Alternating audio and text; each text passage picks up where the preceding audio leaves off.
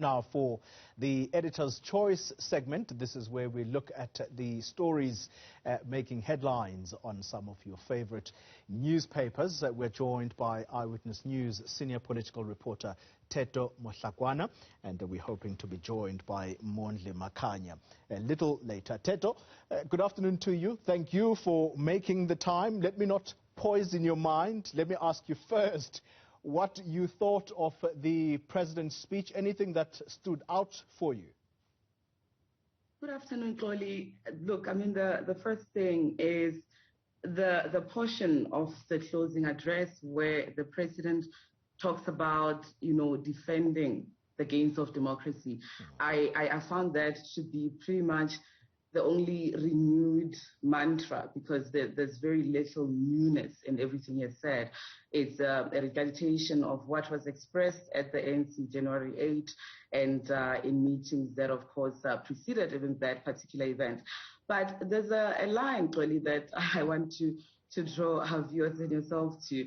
And it's a line where President Cyril Ramaphosa basically says that the inability to act is the reason that there is literally this existential crisis in the movement, and the credibility and legitimacy being undermined by that particular inability to act. And one would think that by now there would be a different message around what it is that is to be done, because the challenge has been pretty much dissected for the past decade and more. And one thought there would be a different conversation, especially in light of just the kind of events that have preceded the beginning of 2022 in the country. Well, you raised the issue of action that needs to be taken, Theto. The president has been at the receiving end of the anger that he takes too long to act. He is too consultative. This is a matter that I confronted him when we had the opportunity to talk at the ANC January 8. And I suspect this is something that he is going to struggle with up until the next conference. What do you think is the reason why he doesn't act when expected to do so? Look, I mean, I think from the very beginning, when we all came back from Nasrec in 2017, probably, we were all quite cognizant of the kind of difficulties that laid ahead for Ramaphosa, the ANC, and the country at large. And one of the biggest things was the fact that that particular conference failed to bring an end to not only factionalism in the party, but even at the onset of the journey of this particular term in office, you had now suspended Secretary General Eyewitness Magashule saying it's just 5 more years, meaning there was never an intention to build. And I don't see how he, Ramaphosa, could have been able to act decisively when he basically has to cushion so many other temperaments and other ideologies within the organization. And that's the struggle that the ANC talks about renewal. They'll talk about renewal until I don't know what happens into eternity if they survive that long. And simply because you cannot renew something that you do not have control over. Yeah. The ANC is currently basically a will that is just in free fall, and it's been for a very long time, and solely because they have failed to somehow close ranks and decide to choose not only their own organization, which holds such deep historic meaning and significance, not only here, but on the continent and globally, but also to just do so in the interest of South Africa. It was clear, the writing has been on the wall for a very long time, that unless there is some sort of a re-energized and refocus by the collective leadership of this country, a series of very, very tragic events will occur. And we see in how there's lapses in security. We see in how there's basically no particular plan to address the crises that we face, including employment and unemployment and inequality and the like. So Ramaphosa never stood a chance. Yeah. He never stood a chance, and if he were to act, you and I know that there would be agitation of other elements in the party that he doesn't want to upset. Yeah. But one then says at the same time, why not upset them in the interest of South Africa? And yet again, we're faced with a moment where we have to acknowledge the fact that, again, like the Zuma years, we have a president who consistently chooses to cushion the party and to protect the party from responsibility and from accountability, which is what needs to happen. All right. Well, Theto has outlined it perfectly for us, talking about the president's closing speech at that ANC-NEC Lekgotla. You've heard Theto talk about the existential crisis that the president talks about, which he says besets the ANC right now.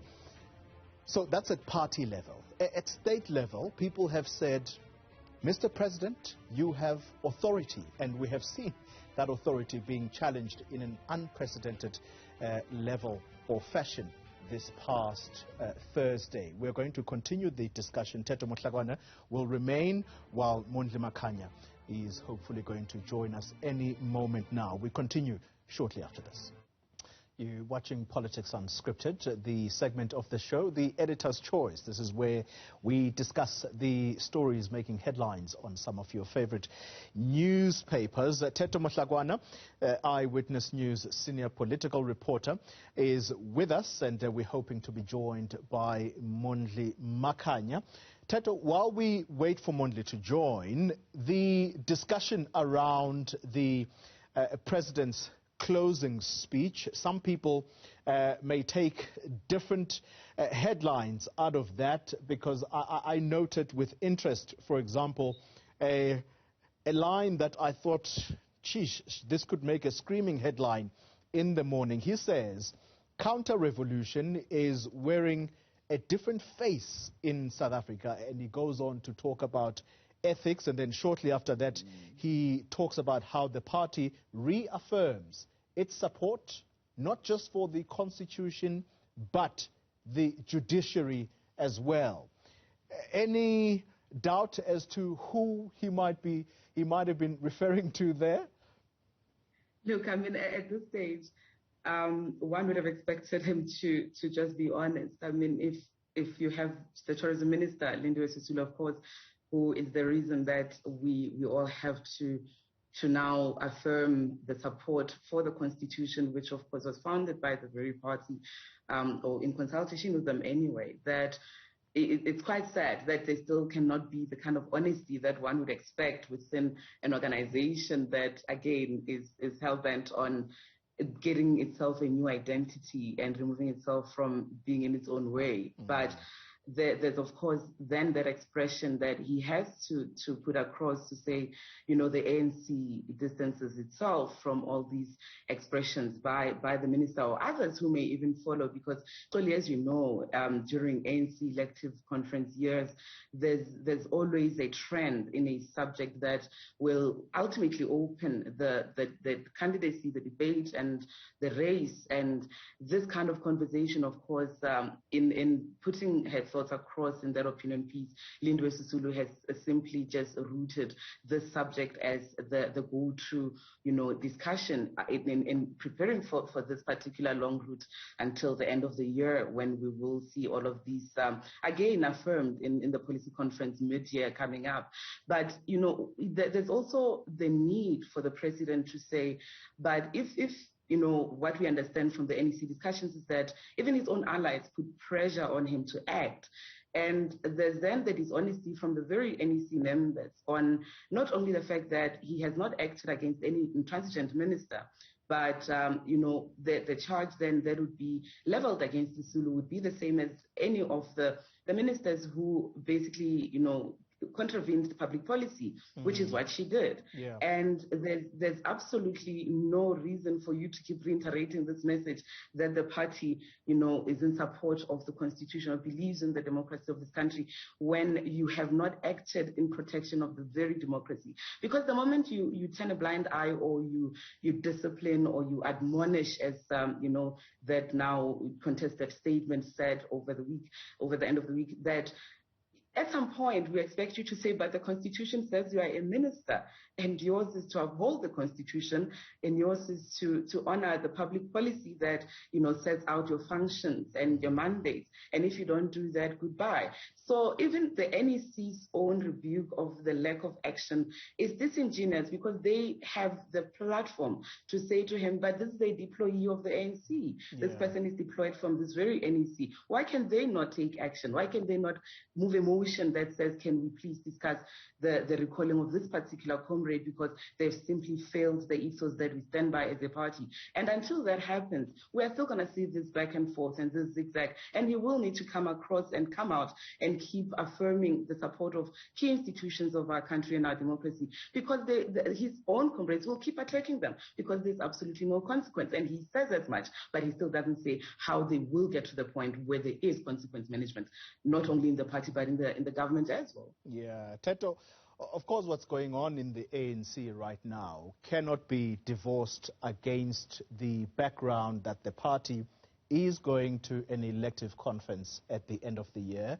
That's why you see a screaming headline in the city press today, and it goes, Gwede, I'm under attack. This is according to the Minister of Minerals and Energy, who, according to the paper, has made bold claims of a foreign-driven conspiracy to destabilize him and his department. You read that story, I mean, I couldn't hold myself from laughing just reading some lines there.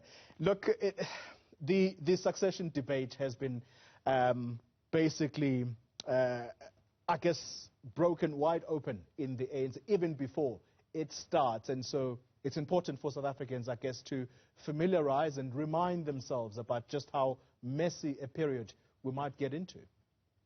A very messy period at a time where we cannot afford any unstable political body, or even just an unstable, leader in government.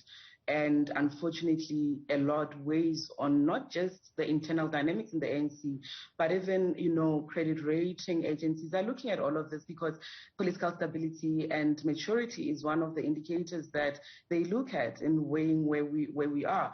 And, to see a minister of Mandacha's stature, and I think, a lot of deja vu moments there, and I think that's why you found it quite humorous when you're reading it, just as I did, that we are somehow going back in a circle where a minister will know that something is coming that may be particularly damaging on their character or their perceived character, because at the end of the day, if the Zondo Commission or any other inquiry says your behavior was found to be wanting, then it says that your character cannot be that upstanding as you presented it after all. But this is a salvo. He's basically saying they're going to come. When they do, please remember that I told you that there are foreign, agents and others that have this campaign against me. But as always, no one ever says the why. They never tell you why. I mean, you'll go back to how we had that big monologue by former President Jacob Zuma at the State Capture Commission, talking about how he had been under attack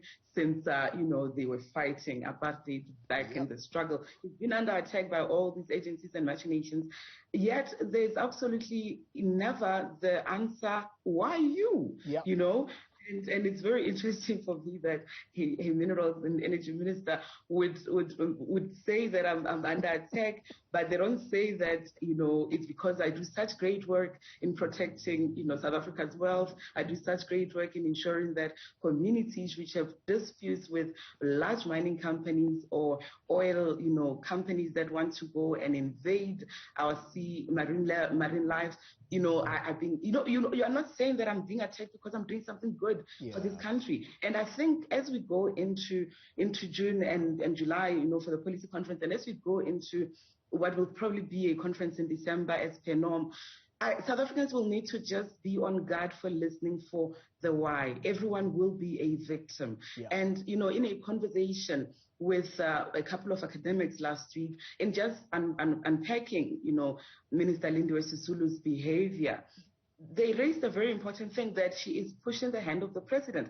because the one thing that has been found to work within certain elements or certain factions of the ANC is being a victim. Yeah. So if you fire me, I will be a victim. If I tell you that I am under attack, when the next report of the state capture inquiry comes out and I'm implicated, you will immediately put one and one together and say, but the man did say he's under attack. It must be exactly this that they're talking about. So the why must always be upfront in the minds of South Africans. Why you? Because we are going to hear a lot more of this. Senior political reporter at Eyewitness News, Theto Mahlakoana. Thank you so much for your contribution to this discussion. Unfortunately, Mondli Makanya unable to join this afternoon. Hopefully, we'll get him next time.